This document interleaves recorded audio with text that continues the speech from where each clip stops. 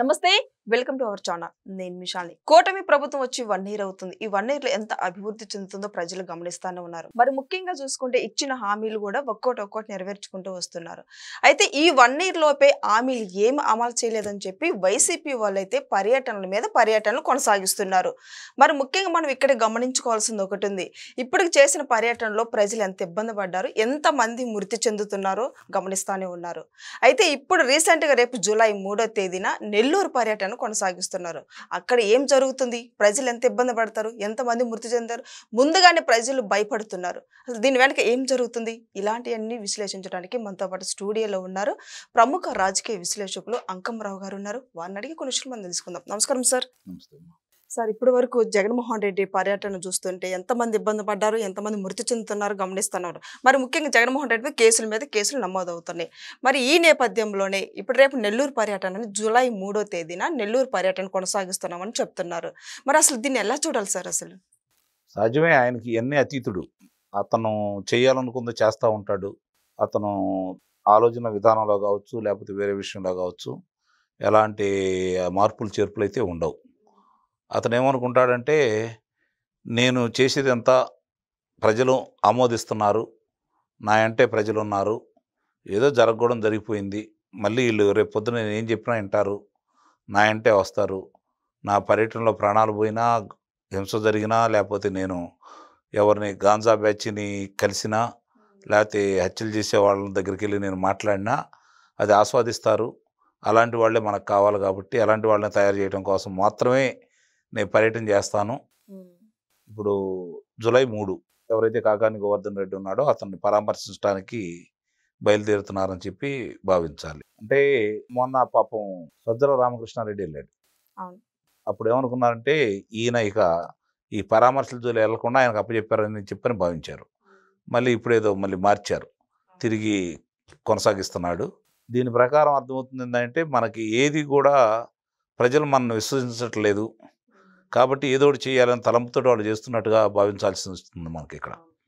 ఒకేమో చంద్రబాబు నాయుడు గారేమో ఈరోజు రాష్ట్రం యొక్క అభివృద్ధి, మరి నష్టాల్లో ఉన్నటువంటి రాష్ట్రం, చాలా ఇబ్బందుల్లో ఉన్నటువంటి రాష్ట్రం, మరి 5 సంవత్సరాలు ప్రగతి ఆగిపోయింది, దానివల్ల 20 సంవత్సరాలు వెనకబడిపోయాం మనం, ఒక తరమే నిర్వీర్యం అయిపోయింది, మరి దీని గురించి ఆలోచించి ఒక క్వాంటమ్ వాలీ అని, లేకపోతే ఈరోజు పరిశ్రమలు తీసుకొచ్చే విధానంలో కావచ్చు, వీటి గురించి నీటి రంగాలకు సంబంధించింది కావచ్చు, అమరావతి ప్రాజెక్ట్, వ్యవసాయానికి సంబంధించింది కావచ్చు, అమరావతి పూర్తి చేయాలని, పోలవరం పూర్తి చేయాలని, తద్వారా ప్రజలకు మేలు జరిగిద్దని చెప్పి ఆయన ఆలోచిస్తున్నాడు. ఈయనేమో ఆలోచిస్తున్నాడంటే, ప్రజలకి ఇవన్నీ అందుబాటులోకి వస్తే ఎలా, వాళ్ళ కాళ్ళ మీద వాళ్ళు నిలబడుకొని వాళ్ళ సంపాదన వాళ్ళు సంపాదించుకొని వాళ్ళు రాజాగా దర్జాగా బ్రతికితే మన మాటలు విశ్వసించేది ఎవరు? మనం ఈ అభివృద్ధి చేయలేము. మరి మనం ఇవన్నీ దాచుకోవాలి అంటే వాళ్ళు అలానే ఉండాలి. మనం ఇచ్చే తైలాలకు మాత్రమే వాళ్ళు ఆశపడి మన మీదే ఆధారపడి వాళ్ళు బ్రతకాలి. వాళ్ళకి అభివృద్ధి ఉండకూడదు, చదువులు ఉండకూడదు. మరి ఇవన్నీ కూడా ఆలోచించుకుంటున్న వ్యక్తి జగన్మోహన్ రెడ్డి. అందువల్లే ఇప్పుడు ఏదన్నా పొరపాటు జరగవచ్చు, అధికార పార్టీని ప్రతిపక్షంలో కూర్చోబెడతారు, ప్రతిపక్షంలో అధికార పార్టీలో కూర్చోబెడతారు, వీళ్ళిద్దరూ నచ్చపోతే ఇంకోటి తీసుకొచ్చి కూర్చోబెడతారు. జరిగేది అదే కదా.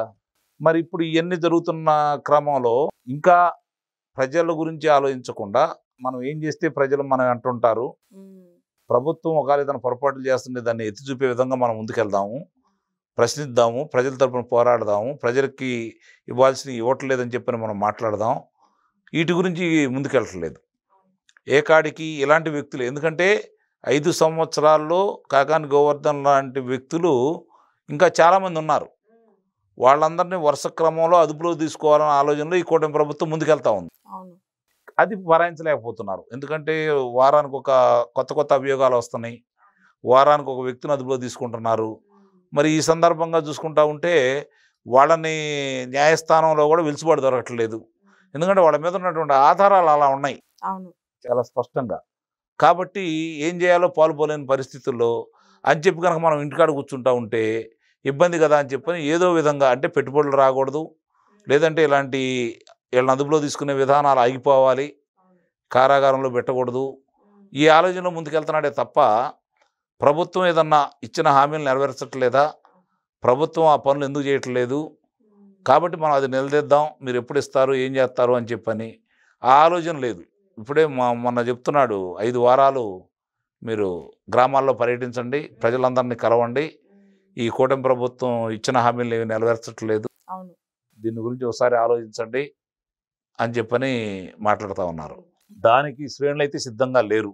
ప్రజలు ఎదురు చూస్తూ ఉన్నారు, రమ్మని వాళ్ళని అడుగుదాం మనం. అవును. వాళ్ళు వాళ్ళు 5 సంవత్సరాలు ఏం చేశారు, ఇప్పుడు ఈ ప్రభుత్వం ఏం చేసింది ఈ సంవత్సరంలో, వాళ్ళకే అర్థమయ్యే రీతిలో చెబుదాము. కనీసం ఇంకా భ్రమలో ఉన్న కార్యకర్తలకు ఏదన్నా కళ్ళన్నా తెలుసుకుంటారేమో, వాస్తవాలు గ్రహిస్తారేమో, అవును. మానవత్వం గురించి ఆలోచించే వాళ్ళు ఇంకేమన్నా ఉన్నారేమో అని చెప్పని ప్రజలు కూడా ఎదురు చూస్తూ ఉన్నారు. దానికి జగన్మోహన్ రెడ్డి దాని గురించి ఆలోచించుకోకుండా తను అనుకున్నది తను చెప్పింది చెయ్యాలి శ్రేణులు, అంతే. మంచి జరిగినా నా వల్లే జరిగింది, చెడు జరిగినా నా వల్లే జరుగుతుంది అంటున్నాడు. కాబట్టి ఆ పార్టీకి ఊరు నష్టం చేయాల్సిన పని లేదు. జగన్మోహన్ రెడ్డి ఆ పార్టీని చాలా, అంటే ఇక అది కోలుకోలేని విధంగా అతని పరిపాలనతో కోలుకోని విధంగా చేసుకున్నాడు. కాబట్టి భవిష్యత్తులో ఆ పార్టీ గురించి ప్రజలు ఆలోచించకూడదనే నిర్ణయానికి ప్రజలైతే వచ్చారు.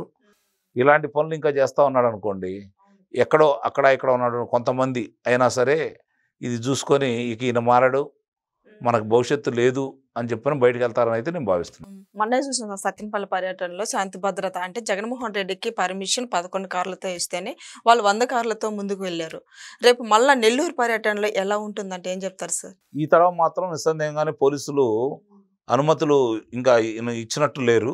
అనుమతులు ఇచ్చి ఏ విధంగా అంటే అతను అన్ని వాహనాలు వెళ్ళాడు కదా రేపు పొద్దున. అవును. నెల్లూరు అంటే మళ్ళీ హెలికాప్టర్లో వెళ్ళాల్సిందే కదా. అక్కడి నుంచి ఎలా చేస్తారు ఏంటి అనేది చూసుకోవాలి. అవును. లేదు దీన్ని దృష్టిలో పెట్టుకొని ఇక్కడి నుంచే నెల్లూరు వాహనాలు వెళ్తాడా, నిజంగానే వాళ్ళు అనుమతులు ఇచ్చిన వాహనాల కంటే అధికంగా ఉంటే మాత్రం రేపు పొద్దున ఆయన అధిపాయకంలో పెట్టేసుకొని వాహనాలను వీళ్ళు స్వాధీనం చేసుకొని అక్కడ ఆపేస్తారని అయితే నేను భావిస్తాను.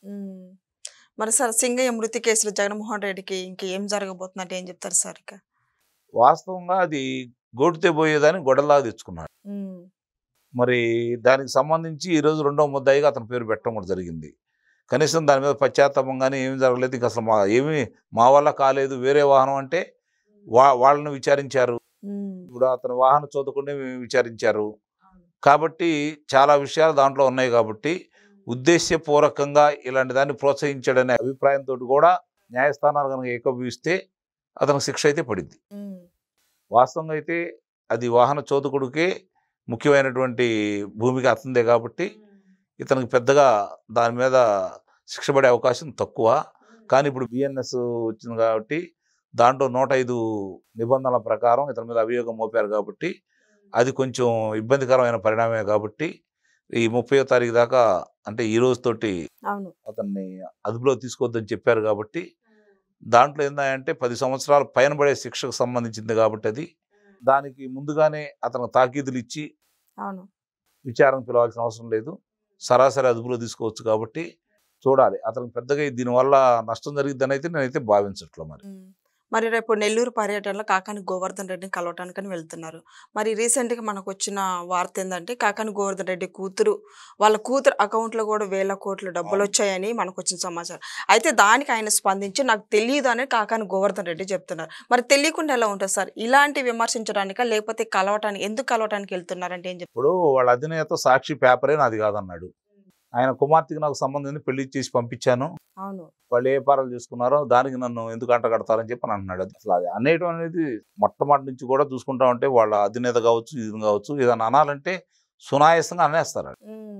దానికి మంచిగా చెడా సభ్య సమాజం ఏమనుకుంటుంది, మనం ఒక స్థాయిలో ఉన్నాం, మాజీ మంత్రులం, మన కుమార్తెకు సంబంధించి నాకేం సంబంధం అని చెబుతున్నామంటే తప్పించుకునే మార్గంలో భాగంగా ఒకవేళ ఏదైనా ఉంటే నా కుమార్తెకి సంబంధం కానీ నేను నిర్దోషిని చెప్పుకోవాలని ప్రయత్నం చేస్తున్నాడు అతను. అంతే తప్ప అతను బాధ్యత అసలు నా కుమార్తె ఖాతాలోకి ఎందుకు వస్తాయి, ఆమెకి దీనికి ఏంటి సంబంధం అని మాట్లాడట్లేదు అతను. నాకేంటి సంబంధం అంటున్నాడు. అంటే ఏదైనా మీరు చర్యలు తీసుకుంటే ఆమె మీద కూడా చర్యలు తీసుకోండి అని చెప్పని పరోక్షంగా చెబుతున్నాడు అతను, ప్రోత్సహిస్తున్నాడనే మనం భావించాలి.